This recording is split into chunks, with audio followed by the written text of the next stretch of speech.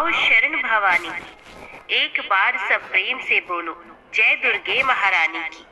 पहली देवी शैलपुत्री, किए बैल पर सवारी, अर्धचंद्र माथे पर सोहे, सुंदर रूप मनोहारी।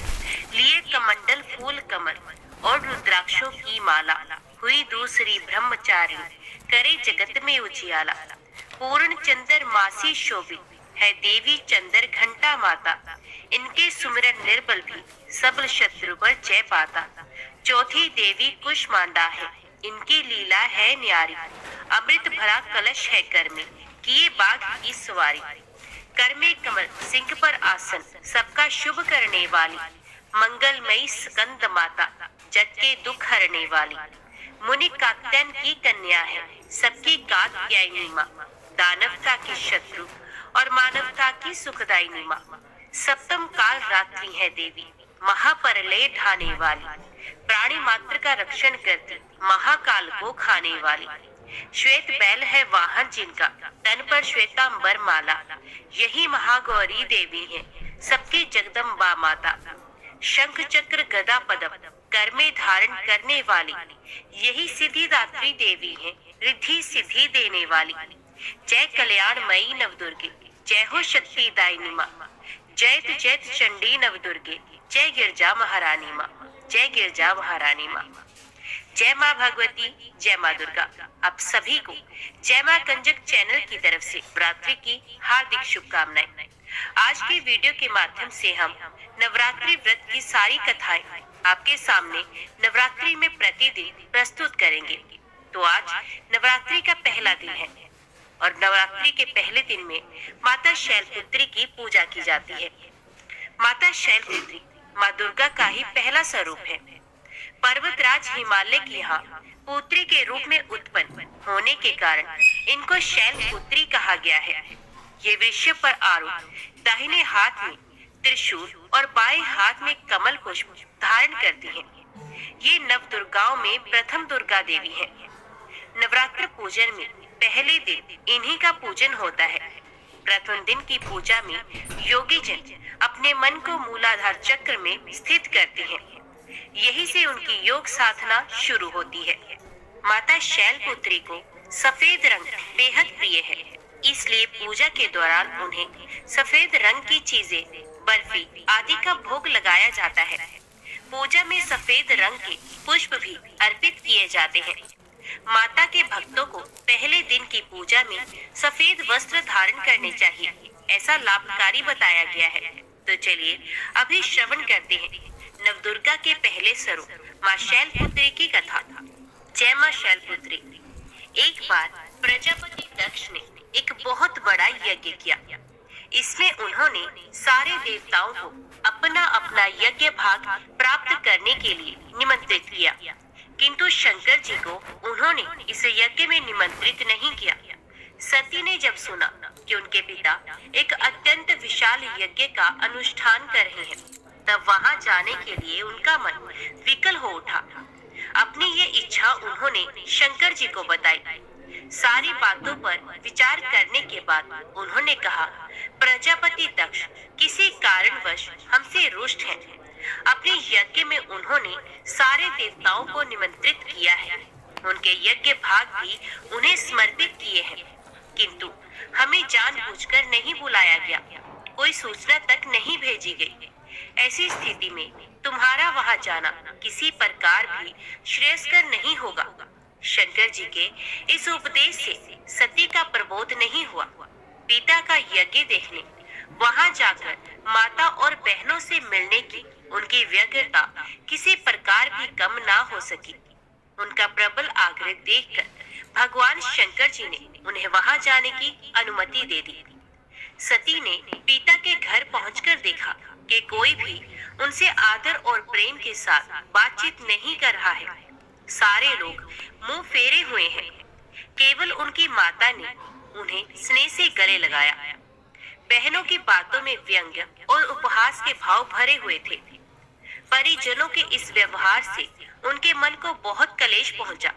उन्होंने ये भी देखा कि वहां चतुर्दिक भगवान शंकर जी के प्रति तिरस्कार का भाव भरा हुआ है। दक्ष ने उनके प्रति कुछ अपमानजनक वचन भी कहे।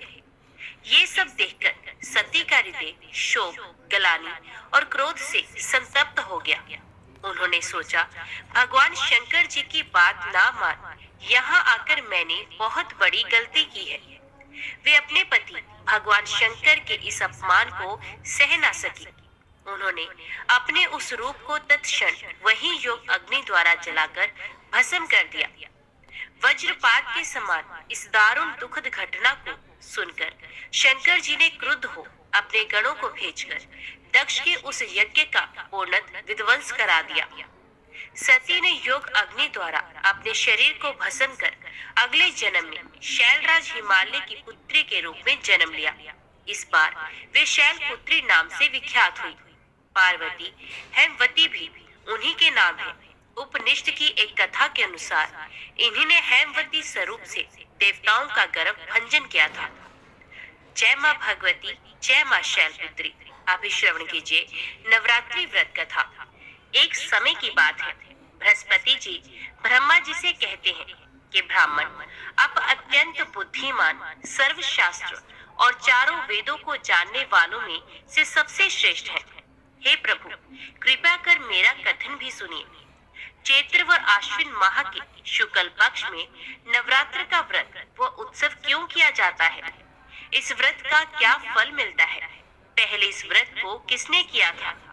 बृहस्पति जी का कथन सुनकर ब्रह्मा जी बोले, बृहस्पति, तुमने बहुत ही अच्छा प्रश्न किया है।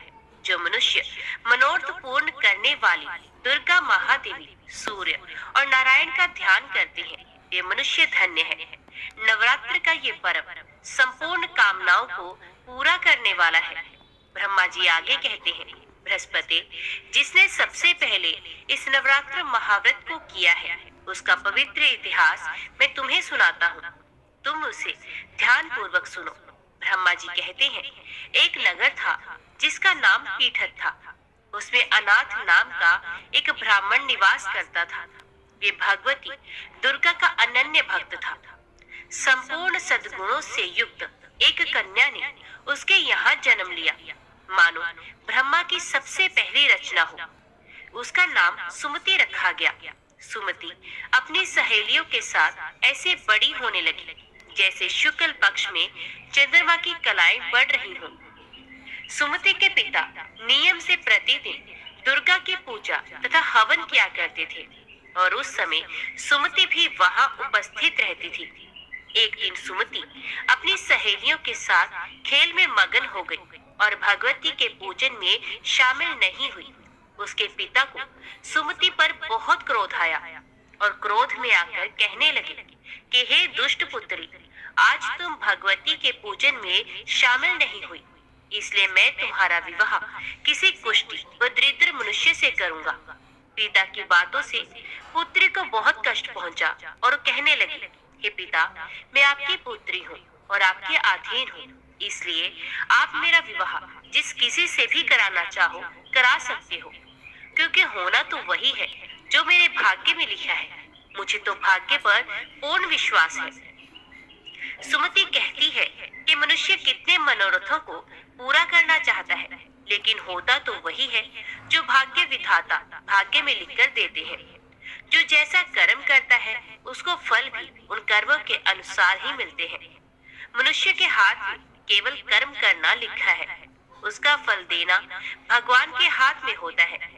अपनी कन्या के मुख से ये निर्भय पूर्ण बातें सुनकर ब्राह्मण का क्रोध बढ़ जाता है और अपनी पुत्री का विवाह एक कुष्ठ रोगी से कर देता है और कहता है कि अब जाओ और अपने कर्म का फल भोगो। मैं भी देखता हूँ कि तुम भाग्य के भरोसे रहकर कैसे जीवन यापन करती हो। पिता के वचनों को सुन सुमति मनन करने लगी कि मेरा दुर्भाग्य है कि मुझे ऐसा पति मिला, और अपने दुखों पर विचार करती हुई सुमति वन की ओर चल पड़ी। उस भयानक वन में कुशा पर रात बिताई।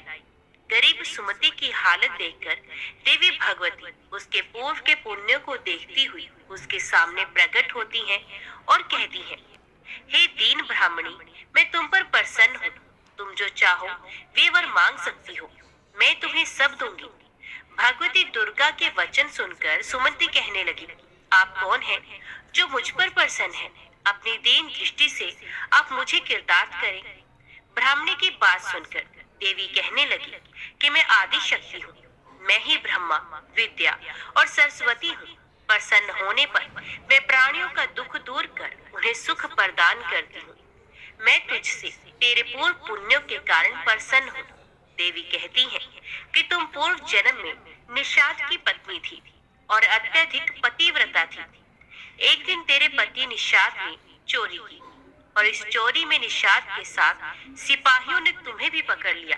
तुम दोनों को जेल में बंद कर दिया गया और भोजन भी नहीं दिया गया। उन दिनों तुमने ना कुछ खाया और ना ही कुछ पिया। इस प्रकार 9 दिन तक नवरात्र का व्रत हो गया। भगवती बोली कि हे देवी, उन 9 दिनों के व्रत के प्रभाव से मैं प्रसन्न हूँ और तुम्हें मनोवांछित वस्तु दे रही हूँ। तुम जो चाहे मांग सकती हो। भगवती की बात सुनकर ब्राह्मणी बोली, आपको मैं शत शत प्रणाम करती हूँ। आप मेरे पति पर कृपा करें और उनके कोढ़ को दूर करें। इस पर देवी कहती है कि उन दिनों तुमने जो व्रत किया था उसमें से एक दिन के व्रत का पुण्य अपने पति के रोग को दूर करने के लिए अर्पण करो। मेरे प्रभाव से तेरा पति सोने के शरीर वाला हो जाएगा।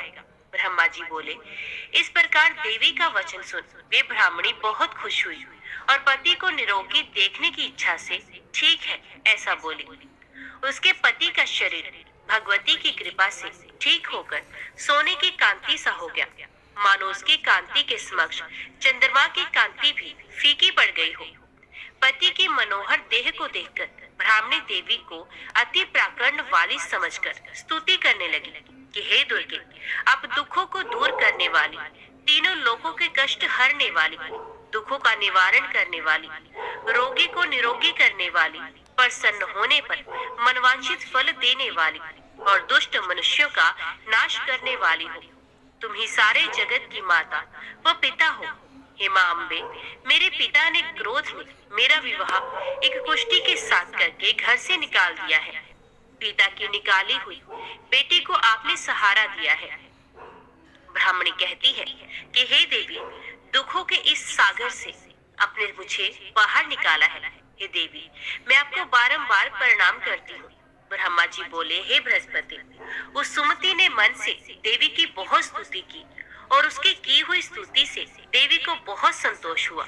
देवी ने ब्राह्मणी से कहा कि तुम्हारे घर एक अति बुद्धिमान, धनवान, कीर्तिवान और जितेंद्रिय पुत्र पैदा होगा जिसका नाम उद्यालक होगा। देवी ब्राह्मणी से कहने लगी, हे ब्राह्मणी, तेरी कोई और इच्छा हो तो वे मांग सकती हो। ब्राह्मणी कहती है कि हे माँ, आप अगर मुझसे प्रसन्न हैं तो आप मुझे नवरात्र करने की विधि सविस्तार बताइए। ब्राह्मणी के वचन सुनकर देवी कहती है कि मैं तुम्हें संपूर्ण नाशों को दूर करने वाले नवरात्र व्रत की विधि बताती हूँ। देवी कहती है कि इसे ध्यान पूर्वक सुनो। अश्विन माह के शुक्ल पक्ष की प्रतिपदा से लेकर 9 दिन तक विधि पूर्वक व्रत करें। यदि दिन भर व्रत नहीं कर सकते तो एक समय का भोजन करें। ब्राह्मणों से पूछकर घट स्थापन करें और वाटिका बनाकर उसको प्रतिदिन जल से सींचे। महाकाली, महालक्ष्मी और महासरस्वती की मूर्तियां बनाकर उनकी नित्य प्रति विधि विधान से पूजा अर्चना करें। पुष्पों से अर्घ्य दें और बिजोरा के पुष्प से अर्घ्य देने पर रूप की प्राप्ति होती है। जयफल से कीर्ति, दाग से कार्य की सिद्धि होती है। आंवले से सुख व केले से भूषण की प्राप्ति होती है। फलों से अर्घ्य देकर विधि से हवन करें। खांड, घी, गेहूं, शहद, जौ, तिल, नारियल, बेम्ब, दाख व कदम आदि सामग्रियों से हवन संपन्न करें। गेहूं का हवन करने से लक्ष्मी की प्राप्ति, खीर व चंपा के फूलों से धन व पत्तों से तेज और सुख प्राप्त होता है। आंवले से कीर्ति और केले से पुत्र की प्राप्ति होती है। कमल से राज सम्मान और दाखों से सुख संपत्ति मिलती है। खांड, घी, नारियल, शहद, जौ व तिल और फलों से होम करने से मनोवांछित वस्तु की प्राप्ति होती है। व्रत करने वाले को स्वभाव में नम्रता रखनी चाहिए। अंत में आचार्य को प्रणाम कर यथाशक्ति उसे दक्षिणा देकर विदा करना चाहिए। इस महाव्रत को बताई विधि के अनुसार जो भी करता है उसके सारे मनोरथ पूरे होते हैं। ब्रह्मा जी कहते हैं, हे बृहस्पति, इस प्रकार ब्रह्माणी को इस व्रत की विधि व फल बताकर देवी अंतर ध्यान हो गई। जो मनुष्य इस व्रत को करता है वे श्लोक में सुख पाकर अंत में मोक्ष प्राप्त करता है। ब्रह्मा जी फिर कहते हैं कि हे बृहस्पति, इस व्रत का महात्म्य मैंने तुम्हें बताया है। ब्रह्मा जी का कथन सुन बृहस्पति आनंद विभोर उठे और ब्रह्मा जी से कहने लगे, हे ब्रह्मा जी, आपने मुझ पर अति कृपा की है जो आपने मुझे अमृत के समान इस नवरात्रि व्रत का महात्म्य सुनाया है। जय माँ भगवती, जय माँ दुर्गा। जनमेजय बोले, हे द्विज श्रेष्ठ, नवरात्र के आने पर और विशेष करके शारदीय नवरात्र में क्या करना चाहिए, उसका विधान अब मुझे भली भांति बताइए। हे महामते, उस पूजन का क्या फल है और उसमें किस विधि का पालन करना चाहिए? हे द्विजवर, कृपया विस्तार के साथ मुझे ये सब बताइए। व्यास जी बोले, हे राजन, अब मैं पवित्र नवरात्र व्रत के विषय में बता रहा हूँ। सुनिए, शीतकाल के नवरात्र में विशेष करके ये व्रत करना चाहिए। उसी प्रकार प्रेम पूर्वक वसंत ऋतु के नवरात्र में भी इस व्रत को करें। ये दोनों ऋतुएं सब प्राणियों के लिए यम दृष्टा कही गई हैं। शरद तथा वसंत नामक ये दोनों ऋतुएं संसार में प्राणियों के लिए दुर्गम है। अतएव आत्म कल्याण के इच्छुक व्यक्ति को बड़े यत्न के साथ ये नवरात्र व्रत करना चाहिए। ये वसंत तथा शरद दोनों ही ऋतुएं बड़ी भयानक है और मनुष्यों के लिए रोग उत्पन्न करने वाली हैं। ये सबका विनाश कर देने वाली हैं। अतएव हे राजन, बुद्धिमान लोग को शुभ चैत्र तथा अश्विन मास में भक्ति पूर्वक चंडिका देवी का पूजन करना चाहिए। अमावस्या आने पर व्रत की सभी शुभ सामग्री एकत्रित कर ले और उस दिन एक भुक्त व्रत करे और हविष्य ग्रहण करे। किसी समतल तथा पवित्र स्थान में 16 हाथ लंबे चौड़े स्तंभ तथा ध्वजाओं में सुसज्जित मंडप का निर्माण करना चाहिए। उसको सफेद मिट्टी और गोबर से लिपवा दे। तत्पश्चात उस मंडप के बीच में सुंदर चौरस और स्थिर वेदी बनाए। ये वेदी 4 हाथ लंबी, चौड़ी और हाथ भर ऊंची होनी चाहिए। पीठ के लिए उत्तम स्थान का निर्माण करें और तथा विविध रंग के तोरण लटकाएं और ऊपर चांदनी लगवानी चाहिए। रात्रि में देवी का तत्व जानने वाले सदाचारी सैनिक और वेद वेदांग के पारंगत विद्वान ब्राह्मणों को आमंत्रित करके प्रतिपदा के दिन प्रातः काल नदी, नद, तड़ाग, बावली, कुआं अथवा घर पर ही विधिवत स्नान करें। प्रातः काल के समय नित्य क्रम करके ब्राह्मणों को वर्ण कर उन्हें मधु पर तथा अर्घ्य पादप आदि अर्पण करें। अपनी शक्ति के अनुसार उन्हें वस्त्र, अलंकार आदि प्रदान करें। धन रहते हुए इस काम में कभी कृपणता न करें। संतुष्ट ब्राह्मणों के द्वारा किया हुआ कर्म समय प्रकार से परिपूर्ण होता है।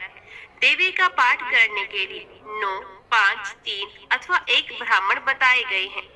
देवी भागवत का पारायण करने के कार्य में किसी शांत ब्राह्मण का वर्ण करें और वैदिक मंत्रों से स्वसित वाचन कराएं।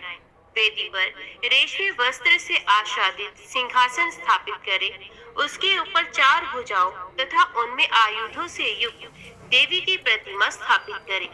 भगवती की प्रतिमा रत्नमय भूषणों से युक्त, मोतियों के हार से अलंकृत, दिव्य वस्त्रों से सुसज्जित, शुभ लक्षण संपन्न और सौम्य आकृति की हो। वे कल्याणमयी भगवती शंख, चक्र, गदा, पद्म धारण किए हुए हों और सिंह पर सवार हो अथवा 18 भुजाओं से सुशोभित सनातनी देवी को प्रतिष्ठित करें। भगवती की प्रतिमा के अभाव में नवार्ण मंत्र युक्त यंत्र को पीठ पर स्थापित करें और पीठ पूजा के लिए पास में कलश भी स्थापित करें। ये कलश पंच पल्लव युक्त वैदिक मंत्रों से भली भांति संस्कृत उत्तम तीर्थ के जल से पूर्ण और स्वर्ण तथा पंच रत्न में होना चाहिए। पास में पूजा की सब सामग्रियां रखकर उत्सव के निमित्त गीत तथा वाद्यों की ध्वनि में करानी चाहिए। हस्त नक्षत्र युक्त नंदा प्रतिपदा तिथि में पूजन श्रेष्ठ माना गया है। हे राजन, पहले दिन विधिवत किया हुआ पूजन मनुष्यों का मनोरथ पूर्ण करने वाला होता है। सबसे पहले उपवास व्रत एक भुक्त व्रत अथवा नक्त व्रत, इनमें से किसी एक व्रत के द्वारा नियम करने के पश्चात ही पूजा करनी चाहिए। पूजन के पहले प्रार्थना करते हुए कहें, हे माता, मैं सर्वश्रेष्ठ नवरात्र व्रत करूंगा। हे देवी, हे जगदम्बे, इस पवित्र कार्य में आप मेरी संपूर्ण सहायता करें। इस व्रत के लिए यथाशक्ति नियम रखें। उसके बाद मंत्रोच्चारण पूर्वक विधिवत भक्ति भगवती का पूजन करें। चंदन, अगरू, कपूर तथा मंदार, करंज, अशोक, चंपा, कनेर, मालती, ब्राह्मी आदि सुगंधित पुष्पों, सुंदर बिलपत्रों और धूप दीप से विधिवत भगवती जगदम्बा का पूजन करना चाहिए। उस अवसर पर अर्घ्य भी प्रदान करें। हे राजन, नारियल, बिजोरा नींबू, दाडिम, केला, नारंगी, कटहल तथा बिलपत्र आदि अनेक प्रकार के सुंदर फलों के साथ भक्ति पूर्वक अन्न का नैवेद्य एवं पवित्र बलि अर्पित करें। होम के लिए त्रिकोण कुंड बनाना चाहिए अथवा त्रिकोण के मान के अनुरूप उत्तम वेदी बनानी चाहिए। विविध प्रकार के सुंदर द्रव्यों से प्रतिदिन भगवती का त्रिकाल प्रातः, सायं, मध्याह्न पूजन करना चाहिए और गायन, वादन तथा नृत्य के द्वारा महान उत्सव मनाना चाहिए। व्रती नित्य भूमि पर सोए और वस्त्र, आभूषण तथा अमृत के सदृश दिव्य भोजन आदि से कुमारी कन्याओं का पूजन करे। नित्य एक ही कुमारी का पूजन करे अथवा प्रतिदिन एक एक कुमारी की संख्या के वृद्धि क्रम से पूजन करे अथवा प्रतिदिन दुगुने तिगुने के वृद्धि क्रम से और या तो प्रत्येक दिन 9 कुमारी कन्याओं का पूजन करे। अपने धन सामर्थ्य के अनुसार भगवती की पूजा करे, किंतु हे राजन, देवी के यज्ञ में धन की कृपणता ना करे। हे राजन, पूजा विधि में 1 वर्ष की अवस्था वाली कन्या नहीं लेनी चाहिए, क्योंकि वे कन्या गंध और भोग आदि पदार्थों के स्वाद से बिल्कुल अनजान रहती है। कुमारी कन्या वे कही गई है जो 2 वर्ष की हो चुकी हो। 3 वर्ष की कन्या त्रिमूर्ति, 4 वर्ष की कन्या कल्याणी, 5 वर्ष की रोहिणी, 6 वर्ष की कालिका, 7 वर्ष की चंडिका, 8 वर्ष की शांभवी, 9 वर्ष की दुर्गा और 10 वर्ष की कन्या सुभद्रा कहलाती है। इससे ऊपर की अवस्था वाली कन्या का पूजन नहीं करना चाहिए, क्योंकि वे सभी कार्यों में निंदनीय मानी जाती हैं। इन नामों से कुमारी का विधिवत पूजन सदा करना चाहिए। अब मैं इन 9 कन्याओं के पूजन से प्राप्त होने वाले फलों को कहूँगा। कुमारी नाम की कन्या पूजित होकर दुख तथा दरिद्रता का नाश करती है। वे शत्रुओं का क्षय और धन, आयु तथा बल की वृद्धि करती है। त्रिमूर्ति नाम की कन्या का पूजन करने से धर्म, अर्थ, काम की पूर्ति होती है। धन धान्य का आगम होता है। जो राजा विद्या, विजय, राज्य तथा सुख की कामना करता हो, उसे सभी कामनाएं प्रदान करने वाली कल्याणी नामक कन्या का नित्य पूजन करना चाहिए। शत्रुओं का नाश करने के लिए भक्ति पूर्वक कालिका कन्या का पूजन करना चाहिए। धन तथा ऐश्वर्य की अभिलाषा रखने वाले चंडिका कन्या की समेत अर्चना करनी चाहिए। हे राजन, सम्मोहन, दुख, दारिद्र्य के नाश तथा संग्राम में विजय के लिए शांभवी कन्या की नित्य पूजा करनी चाहिए। क्रूर शत्रु के विनाश एवं उग्र क्रम की साधना के निमित्त परलोक में सुख पाने के लिए दुर्गा नामक कन्या की भक्ति पूर्वक आराधना करनी चाहिए। मनुष्य अपने मनोरथ की सिद्धि के लिए सुभद्रा की सदा पूजा करे और रोग नाश के निमित्त रोहिणी की विधिवत आराधना करे। श्रीरस्तु इस मंत्र से अथवा किन्हीं भी श्रीयुक्त देवी यंत्र से अथवा बीज मंत्र से भक्ति पूर्वक भगवती की पूजा करनी चाहिए। जो भगवती कुमार के रहस्य में तत्वों और ब्रह्मादि देवताओं की भी लीला पूर्वक रचना करती हैं, उन कुमारी का मैं पूजन करता हूँ। जो सत्व आदि तीनों गुणों से तीनों रूप धारण करती हैं, जिनके अनेक रूप हैं तथा जो तीनों कालों में सर्वत्र व्याप्त रहती हैं, उन भगवती त्रिमूर्ति की मैं पूजा करता हूँ। निरंतर पूजित होने पर जो भक्तों का नित्य कल्याण करती हैं, सब प्रकार की कामनाओं को पूर्ण करने वाली उन भगवती कल्याणी का मैं भक्ति पूर्वक पूजन करता हूँ। जो देवी संपूर्ण जीवों के पूर्व जन्म के संचित कर्म रूपी बीजों का रोपण करती हैं, उन भगवती रोहिणी की मैं उपासना करता हूँ। जो देवी काली कल्पांत में चराचर सहज संपूर्ण ब्रह्मांड को अपने में विलीन कर लेती हैं, उन भगवती कालिका की मैं पूजा करता हूँ। अत्यंत उग्र स्वभाव वाली, उग्र रूप धारण करने वाली, चंड मुंड का संहार करने वाली तथा घोर पापों का नाश करने वाली उन भगवती चंडिका की मैं पूजा करता हूँ। वेद जिनके स्वरूप है, उन्हीं वेदों के द्वारा जिनकी उत्पत्ति अकारण बताई गई है, उन सुखदायिनी भगवती शांभवी का मैं पूजन करता हूँ, जो अपने भक्तों को सर्वदा संकट से बचाती हैं, बड़े बड़े विघ्नों तथा दुखों का नाश करती हैं और सभी देवताओं के लिए दुर्जय हैं। उन भगवती दुर्गा की मैं पूजा करता हूँ, जो पूजित होने पर भक्तों का सदा कल्याण करती हैं, और उन अमंगल नाशिनी भगवती सुभद्रा की मैं पूजा करता हूँ। विद्वानों को चाहिए कि वस्त्र भूषण माला गंध आदि श्रेष्ठ उपचारों से इस मंत्र के द्वारा सर्वथा कन्याओं का पूजन करें।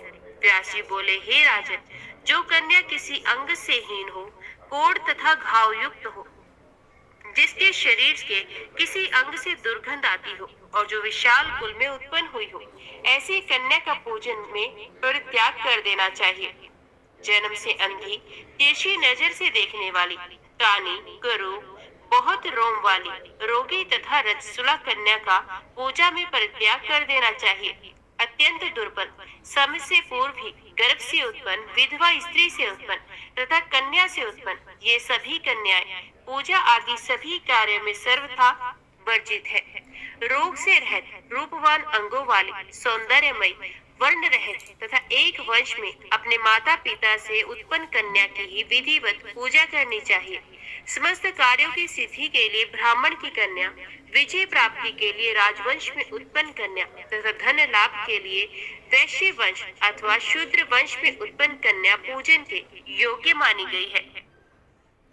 ब्राह्मण को ब्राह्मण वर्ण में उत्पन्न कन्या की, क्षत्रियो को भी ब्राह्मण वर्ण में उत्पन्न कन्या की, वैश्य को ब्राह्मण, क्षत्रिय, वैश्य तीनों वर्णों में उत्पन्न कन्या की तथा शूद्र को चारों वर्णों में उत्पन्न कन्या की पूजा करनी चाहिए।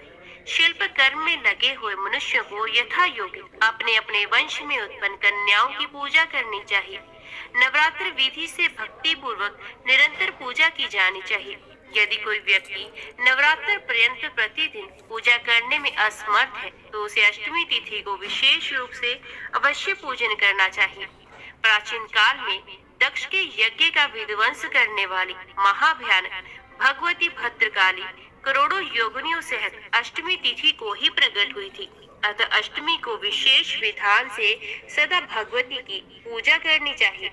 उस दिन विविध प्रकार के उपहारों, गंध, माला, चंदन के अनुलेप, पायस आदि के हवन, ब्राह्मण भोजन तथा फल पुष्प आदि उपहारों से भगवती को प्रसन्न करना चाहिए।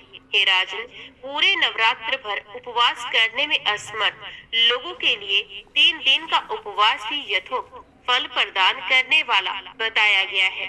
भक्ति भाव से केवल सप्तमी, अष्टमी और नवमी इन 3 रात्रियों में देवी की पूजा करने से सभी फल सुलभ हो जाते हैं। पूजन, हवन, कुमारी पूजन तथा ब्राह्मण भोजन इनको संपन्न करने से वे नवरात्र व्रत पूरा हो जाता है, ऐसा कहा गया है। इस पृथ्वी लोक में जितने भी प्रकार के व्रत एवं दान हैं, वे इस नवरात्र व्रत के तुल्य नहीं है, क्योंकि ये व्रत सदा धन धान्य प्रदान करने वाला है, सुख तथा संतान की वृद्धि करने वाला, आयु तथा आरोग्य प्रदान करने वाला और स्वर्ग तथा मोक्ष देने वाला है। अतः विद्या, धन अथवा पुत्र, इनमें से मनुष्य किसी की भी कामना करता हो, उसे इस सौभाग्यदायक तथा कल्याणकारी व्रत का विधि पूर्वक अनुष्ठान करना चाहिए।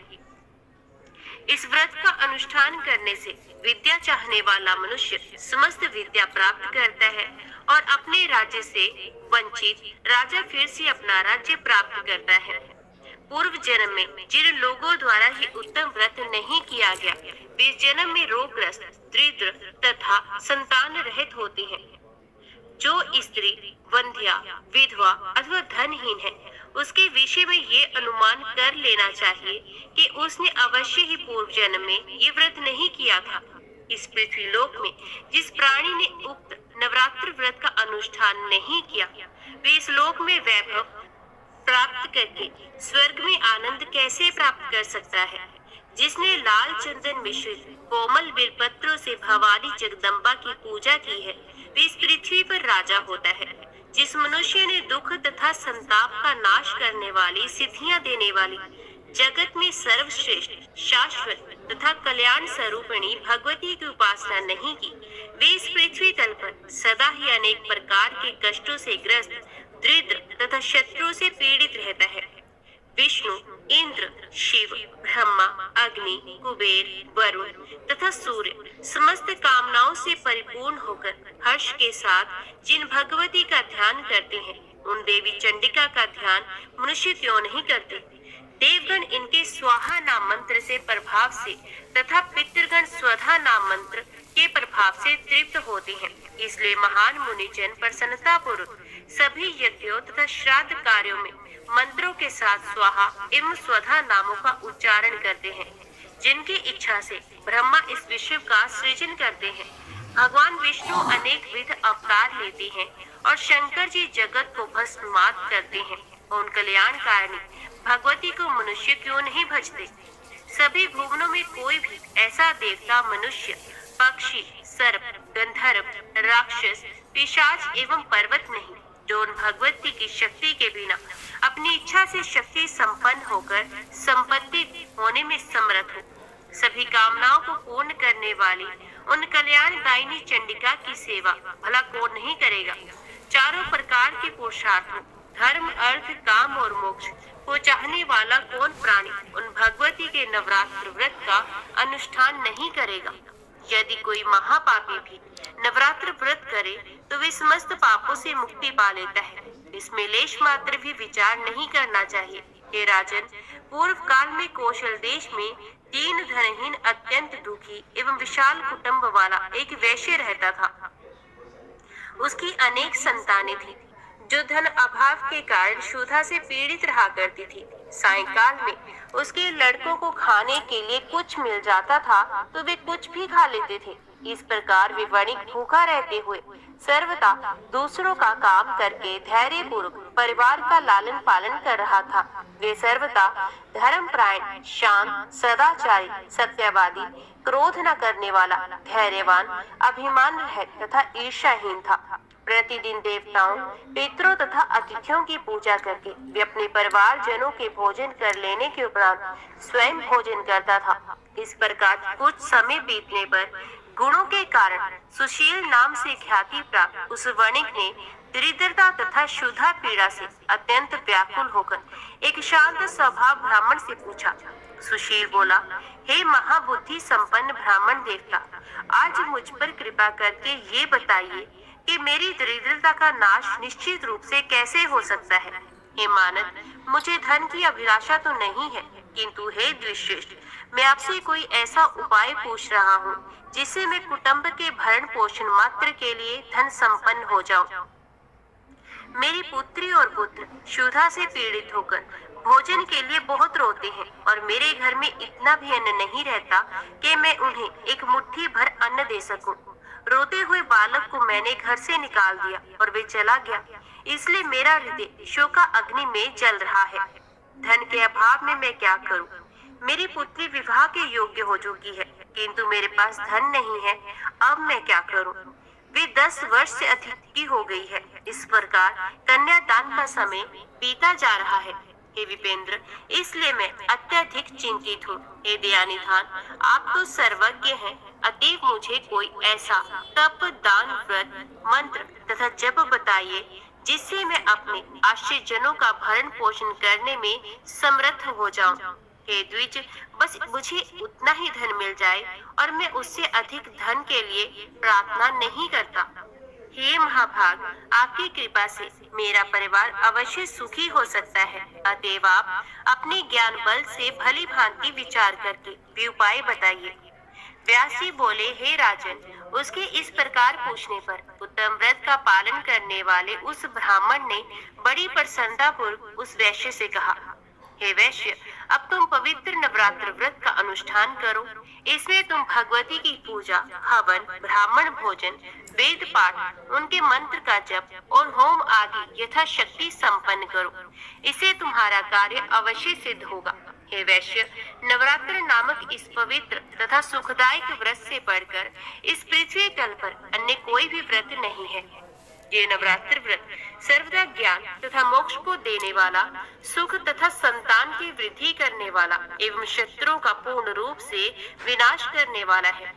राज्य से च्युत तथा सीता के वियोग से अत्यंत दुखित श्री राम ने किष्किंधा पर्वत पर इस व्रत को किया था। सीता की विरह अग्नि से अत्यधिक संतप्त श्री राम ने उस समय नवरात्र व्रत के विधान से भगवती जगदम्बा की भली भांति पूजा की थी।